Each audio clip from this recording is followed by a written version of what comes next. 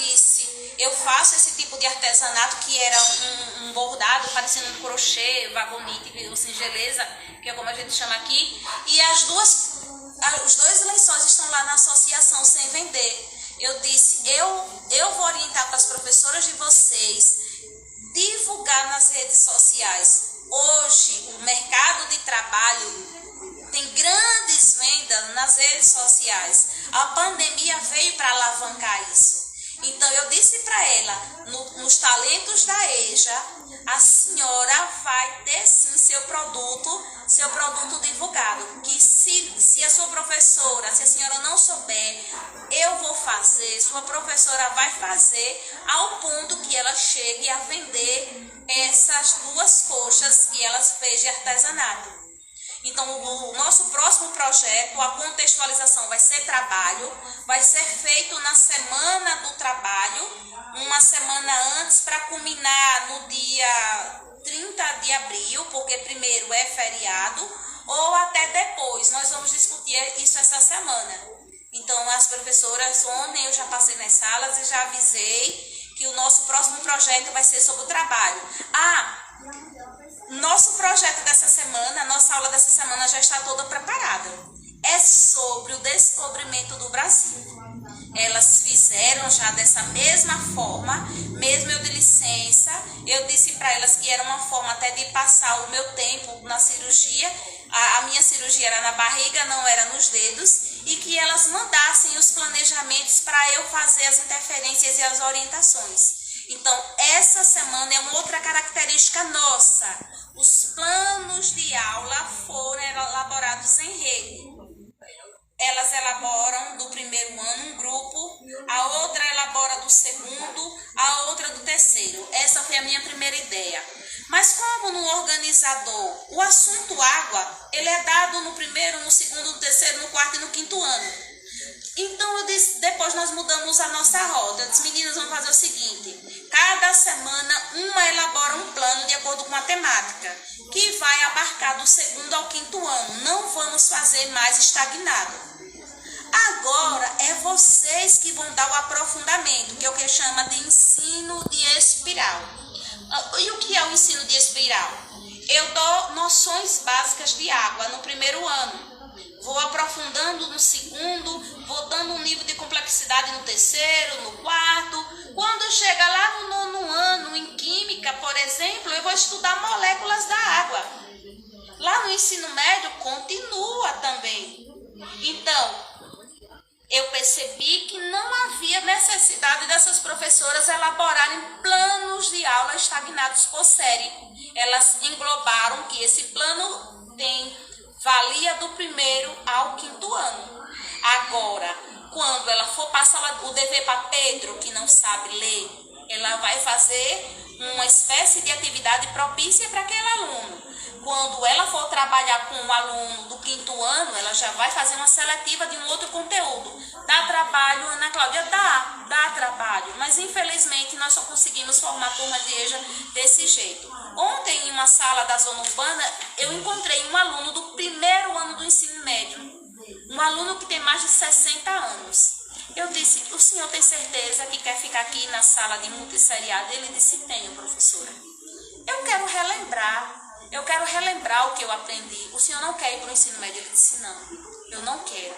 Eu quero estar aqui, vou aprender devagar, relembrar devagar. Aí outra coisa que eu oriento para as professoras, nós vamos fazer prova de nivelamento, porque já a professora Sandra tem uma aluna, a aluna mais feliz da rede, por ter voltado a estudar. Ela quer estar no terceiro ano, só que ela não sabe onde está a transferência. Então, nós orientamos, já estamos preparando as provas de nivelamento e a escola vai fazer todos os trâmites dessa prova de nivelamento. Depois vamos mandar esse documento para o Conselho de Educação fazer a apreciação e autorizar essa aluna a ficar no terceiro ano da EJA. Porque daqui um dia ela vai para do sexto ao nono ano. Ela tem esse desejo, mas esse aluno ele não quer. Então, eu disse para as professoras, nós vamos respeitar. Aí, e agora, como é que fica a matrícula? A depender, Se o censo acusar, a nossa secretária já autorizou que ele pode ficar como assistente e o município não vai fazer objeção alguma em dar dignidade a esse aluno que está afastado da escola, porque ele acusou no censo, sei lá, de 5 anos atrás, de 10 anos. Ele vai ficar como assistente. Mas eu também oriento para as professoras, se no meio do caminho ele perceber que está fraco aquele assunto e que ele quer estar na série dele, que tem outros casos de alunos que são 8º, 7º ano, mas que tem 10, 15, 20 anos que pararam de estudar, 30 anos que pararam de estudar, aí essas professoras vai conversar. Tem certeza que você quer ficar aqui? Tem certeza que você quer ficar aqui com a gente do 1º ao 5º? Você não quer passar por uma prova de nivelamento, testar seus conhecimentos e assim você ir para a sua série? Aí se ela disser que sim ou ele disser que sim, nós também já estamos com as provas de nivelamento preparadas. Aliás, estão sendo preparadas as minhas professoras, as minhas ajudadoras. Elas, nesse período que eu saí, elas já estão elaborando provas do 3º até o 9º ano para os alunos que perderam transferência, que não sabem onde buscar essa transferência. De repente a escola pegou fogo, a escola não existe mais, teve uma enchente e a escola perdeu a documentação toda dos alunos. Então, a lei permite que esses alunos eles fiquem amparados por essa prova de nivelamento. E, Ana Cláudia, como é que a gente fala de avaliação da EJA? A avaliação da EJA também, as nossas professoras e professores da EJA antiga, eles foram orientados a tudo aquilo que foi aplicado nos projetos e nas aulas contextualizadas, eles também fazem uma remissão lá na prova, que as provas não são somente as sistematizadas, a prova, e sim, cada dia elas são orientadas a avaliar seu aluno por empenho em uma dramatização. Antes de ontem eles estavam encenando, que é uma tradição da escola que é o polo da EJA. Aí as outras escolas da nova EJA também, eu já postei lá nas minhas redes sociais, vou postar mais coisa daqui para segunda-feira. Cada escola do campo e da cidade fez a culminância da Páscoa de Jesus e algumas fizeram encenação, fizeram jogral, alunos levaram teclado para a escola e cantaram lindamente. Ou seja, eu digo para os alunos adultos e os idosos que estão lá que vocês estão trocando o remédio controlado por alegria e saúde, porque as professoras elas são orientadas e os professores a elaborarem aulas prazerosas. Poxa, é meu assunto, é a minha vida que está sendo alvo de estudo essa semana. A exemplo da Messiaria de Pedro, o aluno que é tecladista, ou que tocou ontem com a esposa, ela voltou à escola porque quer aprender a ler a Bíblia, ela quer pregar. E ele, como ele é tecladista da igreja, ele não sabe ler as cifras. Ele aprendeu a tocar o teclado pelo conhecimento do mundo e o conhecimento da fé cristã que ele tem. Então ele está lá na escola, ele é pedreiro, gente. Pedreiro que termina 5 horas da tarde, toma banho, toma um cafezinho rápido, 7 horas está lá na escola. Então, nós também fizemos um horário reduzido. Se eles estiverem empolgados, se quiserem ficar até 10 horas, eles ficam. A professora Claudiane dá aula até 10. Mas essa nova EJA que nós implantamos esses dias aqui, elas começam de 7 e terminam 9 horas. Porque eles estão cansados, eles são pedreiros, empregadas domésticas, são idosos. Ontem mesmo, em um povoado que a gente foi, uma velhinha do cabelinho branquinho, uma idosinha, coisinha mais linda, cheia de gás, cheia de vigor, querendo estudar. Mais tarde chegou uma com uma moletinha, chegando devagarzinho, e foi para o evento da Páscoa. E as nossas salas, o curioso, pessoal, é que as nossas salas, elas estão repletas de adultos e idosos, são mais de 100 já. Nós estamos já sistematizando, as professoras já mandaram os dados. Nós temos Mais de 100 alunos acima de 50 anos. A idosinha que nós vimos ontem, ela tem 79 anos e a mais velha já tem 88. Ana Cláudia, isso se explica sobre o quê? O TikTok favoreceu bastante as redes sociais. Mostrar que o idoso que ficou isolado na pandemia, que a única ferramenta que ele tinha era as redes sociais e o telefone, os filhos não podiam visitá-los. Então eles tiveram que aprender a usar a internet a seu favor. Quem não viu o idoso que já passou até em Eliana semana passada? Com 78 anos ele se formou na faculdade e foi mostrar para a mãe de 98 anos. Aí as meninas são orientadas. Quem disse e determinou a idade que a gente vai morrer? Eu tenho um tio velho que morreu tem 5 meses com 102 anos. Isso quer dizer que um idoso que está lá na EJA agora com 60 ainda tem 48 anos de vida. A taxa de vida do brasileiro aumentou, a média de vida do brasileiro. Então, foram punidos no passado porque tinham que trabalhar, porque foram ser mães de família, porque pelos veteranos da EJA. Nós temos o caso da professora Ju, que já é professora há mais de 20 anos da EJA. Eu fui professora há mais de 10 anos na EJA e sou extremamente apaixonada. Lá na EJA você não grita, menino, vá sentar, menino, eu vou te colocar no cantinho, menino, eu vou te colocar, eu vou mandar chamar sua mãe. Os maiores de idade, se eles não tiverem afim, estiverem cansados naquele dia, eles assinam um documentozinho lá na secretaria e vão embora. Porque há um entendimento que ele é cansado, há um entendimento que esse aluno ele precisa ter esse contexto estudado e sendo percebido pelo professor da EJA. Então, como é que os nossos professores elaboram uma prova da EJA? Por exemplo, minha live está terminando, de repente o Instagram pode me derrubar daqui a pouco, certo? Eu vou finalizar. Se nossos professores falaram essa semana de Páscoa, então ele pode levar essa temática também para a prova física, aquela que a gente faz para sistematizar a nota. Mas o aconselhamento que eu dou é que eles sejam avaliados diariamente pelas práticas pedagógicas. Então, o professor ele precisa elaborar todas as questões em cima da temática Páscoa. Se ele achar um conteúdo que se adeque para a EJA, para aquela temática, tudo bem. Mas se ele não achar, que geralmente ele vai achar mais assuntos infantilizados, ele tem que preparar. Vamos dizer que eu estou dando substantivo. E eu peguei um bom livro que tinha exercícios legais para eu colocar na minha prova. Só que esses exercícios estão falando de outra temática que não tem nada a ver com a Páscoa. Então, os nossos cadernos remotos, eles foram elaborados dessa forma, contextualizados. Os professores tinham que elaborar suas questões conectadas ao tema, que era Umbaúba, ou Sergipe, ou pandemia.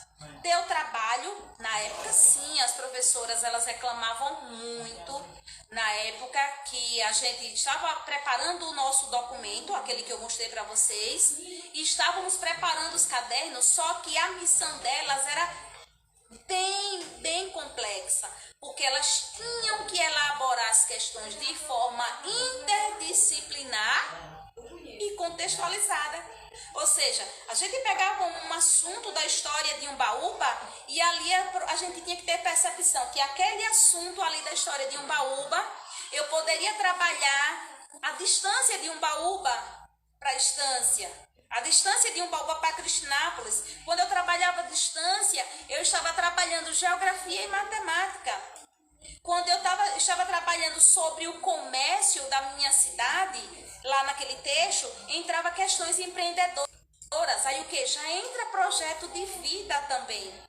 Eu lembro de uma questão que a professora mandou assim bem para mim.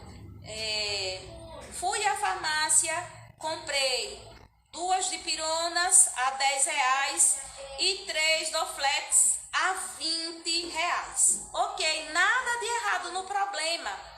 Mas se nós estávamos falando de Umbaúba, eu tenho que encontrar indícios o mais que eu puder sobre Umbaúba. Então eu reorganizei. Fui na farmácia JB da cidade de Umbaúba, comprei 2 Doflex a tanto e tantas de pirona a tanto. Quando as professoras me mandavam problemas de matemática, umas já faziam, né? Mas outras confundiam, esqueciam. Aí eu disse assim, vamos colocar agora sobre o... Vamos dizer que a temática era Sergipe. Fui no mercado Thales Ferraz, da cidade de Aracaju. A questão era sobre mercado. Mas se a gente ia apresentar para o mundo, porque os cadernos remotos, eles circularam no mundo todo. Não foi só na minha escola que circulou. Então, se a gente pregava uma bandeira e aquele caderno temático falava sobre Sergipe, então tudo tinha que ser elaborado sobre Sergipe. Eu lembro que em ciências do 1º ao 5º ano teve uma questão que a professora mandou sobre os planetas. E eu sei porque ela mandou sobre os planetas, porque ela sentiu dificuldade em elaborar. E eu vou dizer para vocês, eu tive que pedir ajuda a um professor de biologia, como era que a gente ia trabalhar uma prova com a temática planeta relacionados a Sergipe. De repente ele disse, e o planetário de Aracaju? Eu disse, sério? Meu Deus, ou seja, existem situações na nossa vida que a gente não consegue fazer sozinho. É preciso pedir ajuda a um coordenador, ao colega que é de outro componente curricular, a nossa diretora, a colegas de outras modalidades. E eu lembro que uma vez uma professora, em uma das nossas formações, ela disse assim, Ana Cláudia, os nossos cadernos remotos, umas professoras de outras escolas aqui da nossa rede, elas pediram para ver o nosso caderno. Como era que se elaborava esse caderno de forma contextualizada e interdisciplinar? De repente um texto entre 4 ou 5 disciplinas. Eu lembro que na elaboração também que a matéria do nome antigo, né? O componente curricular, que mais dava trabalho para a gente arrumar esses cadernos remotos era ciências. E eu nunca esqueço também uma outra atividade que a professora de ciências mandou sobre... A gente não achava na temática de Sergipe um assunto que casasse com ciências. Aí, de repente, a gente foi olhar nossas habilidades e veio a questão da caatinga, que também entrava em ciências. Mas, minha gente, essa questão deu muito trabalho para fazer. E ciências eu considero que foi a matéria mais complexa para a gente elaborar esse caderno contextualizado, do 1º ao 9º ano. Mas isso não impediu que nossos cadernos remotos fossem feitos, que está aí à disposição. Quem quiser, deixa eu ver aqui. Deixa eu ver só uma perguntinha aqui que me mandaram aqui. Danilo disse assim, sobre a prova de nivelamento. Danilo, não é para baixo não, veja só. Nós temos alunos, o aluno que eu citei do 1º ano, gente, eu tô com alergia porque eu tô com o ventilador ligado e toda hora o meu cabelo fica no meu rosto, aí fica dando aqueles picozinhos de coceira. O aluno Danilo, ele é do 1º ano do ensino médio. Ele não vai descer não, ele quer relembrar o passado, entendeu? Ele tem mais de 40 anos que estudou. Então, ele não quer fazer essa matrícula no ensino médio. Então, como as professoras saíram de porta em porta, atrás dessa matrícula, aí ele disse, eu quero voltar a estudar, mas eu não quero ficar numa sala de ensino médio. Aí perguntou à professora, você me aceita que eu fique do 1º ao 5º ano? Aí esse aluno, ele é assistente, ele vai ser considerado como assistente. A nossa secretária já liberou mesmo que isso gere ônus para o município, na merenda escolar e outras coisas, ela autorizou que esse aluno fique como assistente, porque, deixa eu fechar a porta,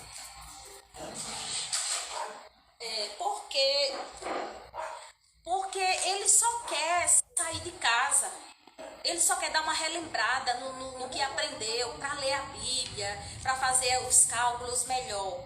Agora, os nossos alunos que não estão com transferências em mão, por enquanto não acha o documento dele, a transferência, eles foram matriculados na matrícula inicial do primeiro ano, ou já matricula no terceiro ano, por exemplo, como é o caso da aluna ali da Rua Bela Vista, matricula ela no terceiro ano, então ela vai receber assuntos de terceiro ano, mas no censo a gente ainda não vai contabilizar essa aluna por falta de documentos.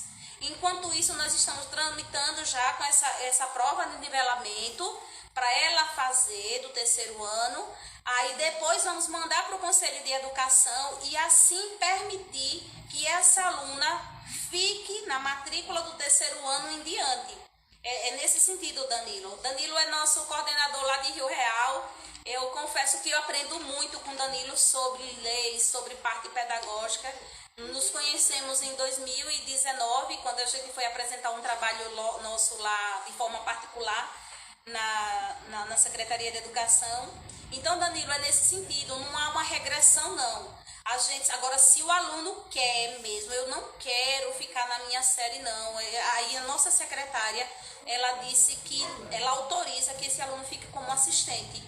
Não é contabilizado na matrícula, ele não entra no censo, é uma forma de dar dignidade para esse aluno, é uma forma de tirar esse aluno de casa, para interagir, para sorrir, para brincar. Ontem nós chegamos no povoado Matinha, era risadas e mais risadas, tinha uma ceia fantástica e tudo doado. A professora disse que não pediam nada a eles, não.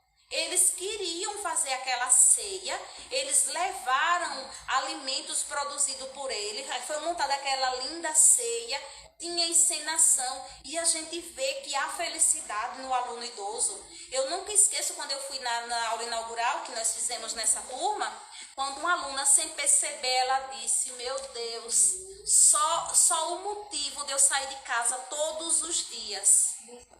Aluno de povoado, 6, 7, 8 horas já está dormindo, porque ele acorda cedo para ir para o campo, 5, 6 da manhã. E muitas vezes não tem internet em casa, ou a internet acaba logo, aí assiste a novela da Globo, do SBT ou da Record, quando termina, 9 horas vai dormir. Quantas daquelas mulheres estão deixando de ver brigas em casa, estão deixando de ver um filho nas drogas, briga em casa, ou com o marido, ou alguém alcoolizado em casa, enquanto ela está essas 2 horas na EJA. Então eu digo para as professoras que vocês estão dando dignidade para essas mães, esses jovens, esses idosos que estavam fora da escola. E a sede por escola, pessoal, por incrível que pareça, não foi dos jovens, não. A sede que fez a gente conseguir 600 alunos na rede foi graças a esses adultos e esses idosos que foram os responsáveis para formar essa EJA.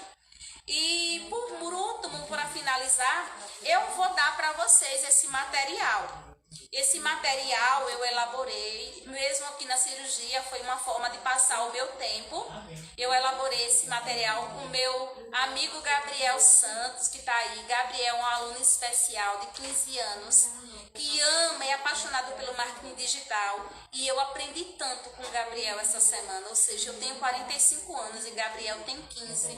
E cada coisa que eu aprendi com o Gabriel, nós elaboramos um e-book para vocês. E eu vou dar de graça para vocês esse e-book. Essa semana a gente ainda divulga com essas dicas e com a temática da mercearia de Pedro. É um plano de aula? Não, ainda não é um plano de aula. É pelo menos um norteador, que eu estou dando para vocês embasado nessa minha fala de hoje. É embasado naquilo que eu oriento para as professoras. É embasado em tudo que eu apliquei na EJA quando eu era professora.